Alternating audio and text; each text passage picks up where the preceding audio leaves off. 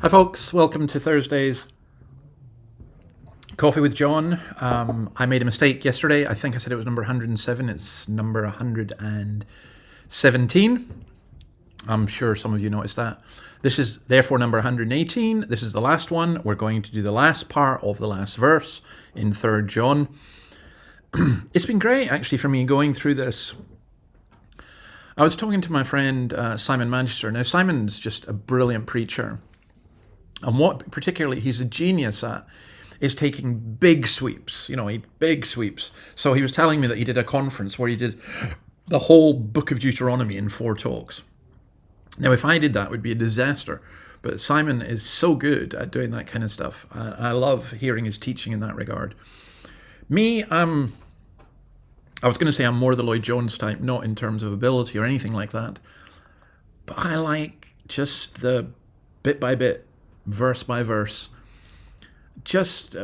especially doing this kind of thing because it makes me think, and I always find there's so much to apply. So that's the part of the richness of God's word, isn't it? That we can do it in different ways. And I've really, really enjoyed going through 1st, 2nd, and 3rd John. And thanks to those of you who contacted me. I've listened to what you said, and I will start doing Coffee with Jesus, which is to look at the Gospel of John. We'll go through it in the same way. Probably start a week on Monday, which will be the 5th of May.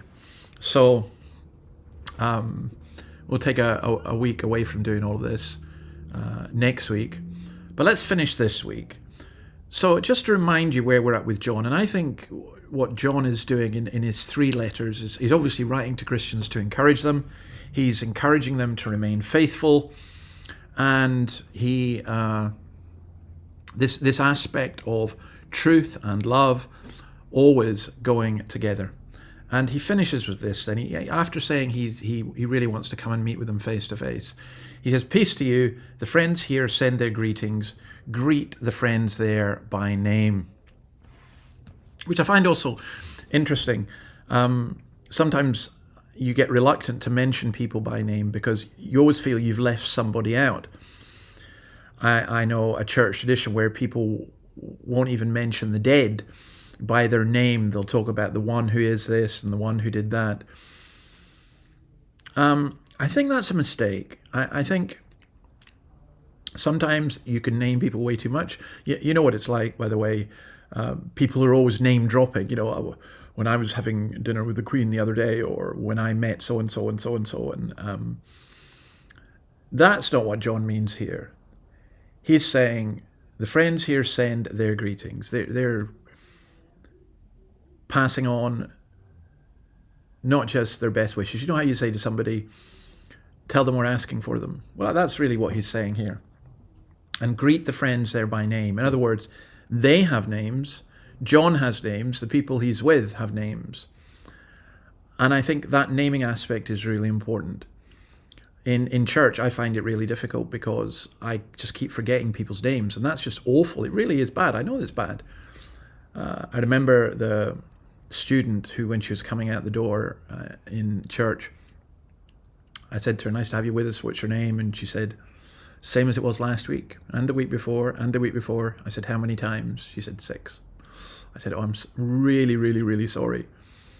But I do struggle with that. When I first came to Australia, I did not like the practice of putting a name badge on people. Now I absolutely love it. I love it because it helps me so much. And I think it is so good to be able to greet people by name. But that's because it's showing that we're individuals. It's showing that we care for people. It's showing love.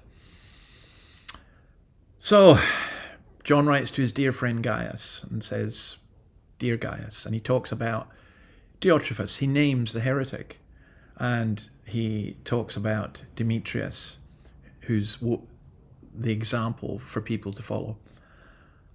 And I think we should name people. I don't think we should be shy about saying when people are wrong, and I don't think we should be shy about praising people. Some of us are too keen to name people who are wrong, and some of us don't do it, and some of us don't like praising people. We don't want them to be big-headed or whatever, but I think we should be prepared to do that, but not flattery. So there's balance in all of that. Anyway, thank you so much for sticking with me through all of this. I look forward to Coffee with Jesus. I'll explain why I'm calling it that rather than the Gospel of John, which is what we'll be looking at when we start. But I'm pretty sure you can work it out for yourself. God bless you and have a great weekend. Bye.